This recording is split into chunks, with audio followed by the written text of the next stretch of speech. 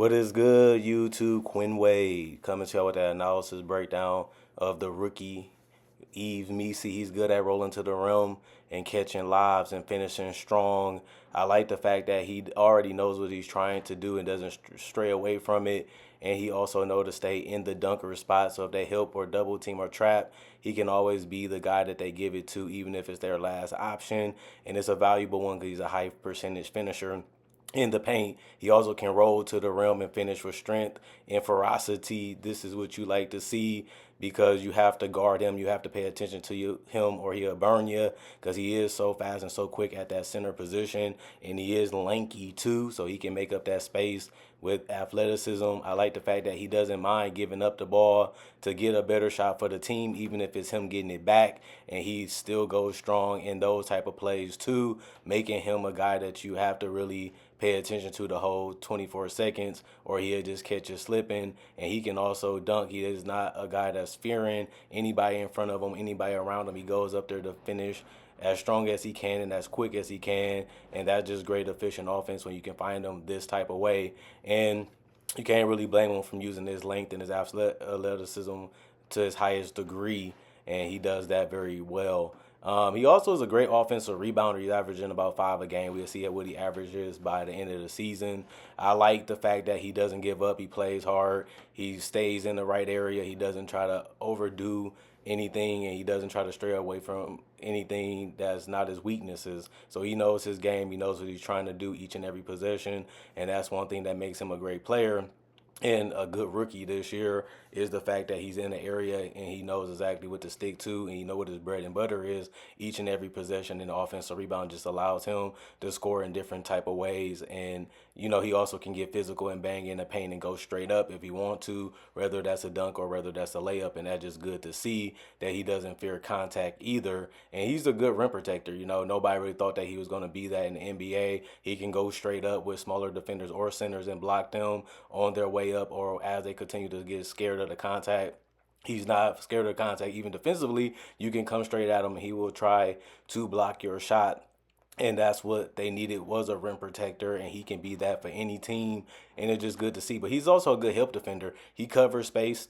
He pays attention. He knows when to rotate. He knows when to get his hands dirty. And I think that that's a good thing to see. He also is good at the chase down block. If you don't pay attention to him, he will come over and block a shot. As like I said, he plays hard and gives a lot of activity and a lot of effort. And that's what you want in a young player that's trying to earn their way in the league. He's also good at getting steals. If you don't pay attention to him, he will come over and swipe. He will come over and help. And he will also put his hand in the cookie jar. And you see it right there. They thought it was a safe pass until he never gave up on the play, and it results into easy transition. And that's not the only time he does it. He also is good at knowing how to help his guards on the perimeter, and that's just playing hard and taking a gamble. And the NBA is risk and gamble sometimes, and you have to be able to do it.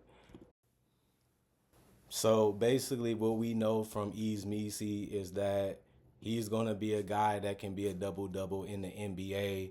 He shows that he's only 20 years old. He has a big, strong body. He has nice athleticism. He showed that in college. He showed that in high school. He looks like a more enhanced version of himself. And the fact that he's shooting 54% from the field shows you that he was an NBA ready guy that can come in and contribute right away. He has started 20 games out of the 26 that he played. That just lets you know that he's winning over the coaching staff. The team that he's on currently been going through a lot of injuries, and it's good to see him be able to come out there and contribute and really help them, defensively, and just the monster rebounds that he's getting to come off the bench a couple games and be a starter and averaging 8 rebounds right now. And it shows you that he can be an elite rebounder in this league. And the fact that he's getting you 3.8 offensive rebounds at this time I'm recording this video, it just shows you that he can be relentless getting rebounds at that. But he was averaging 5.3 rebounds in a couple games straight.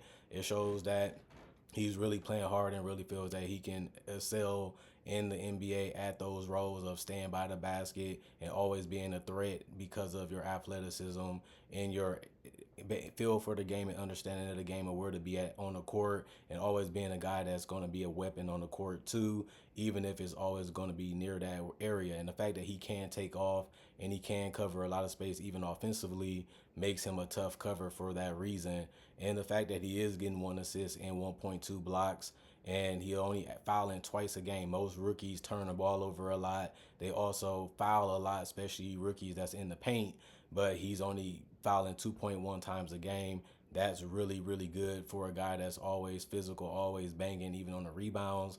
It's just good to see that he's actually playing the right way, and he's also understanding how to play the game at an efficient level. And the fact that he could actually end this season getting double figures in points as an average, it just shows you how much he does mean to his team, and what he can do in the future is just going to be crazy, especially if he gets off to a start where the team needs him and they put him in a situation where he's going to be needed more. And it's good to expand your role. It's good to expand your game. But this guy is saying, I'm fine with what I do. I'm going to perfect what I do first, and I'm just going to find a way to easily continue to execute that vision that the coaching staff and the players around me need me to do. And if I can add some more to my game, then I will slowly evolve into that player that I know I can be. So it's good to see Yves, really showing that he is an NBA player.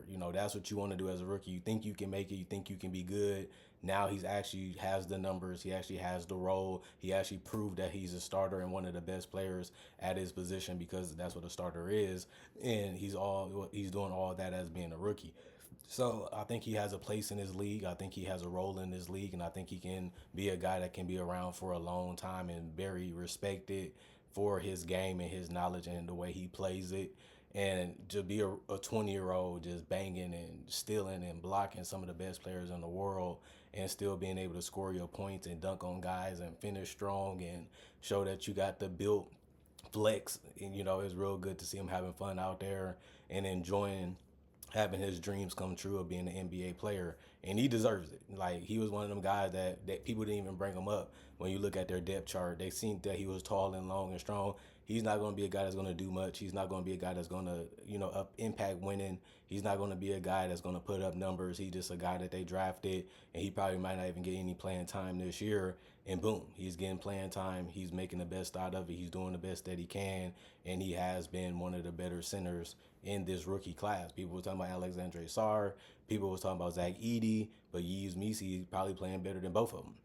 And it's debatable, but he's definitely playing better than Sarr, and Sarr is the number 2 pick, and his game translated better because he knows what he's trying to do and he knows what he is. And some of these guys are trying to do so many things and trying to show that they can do so many things that their season has been a little crazy because of that.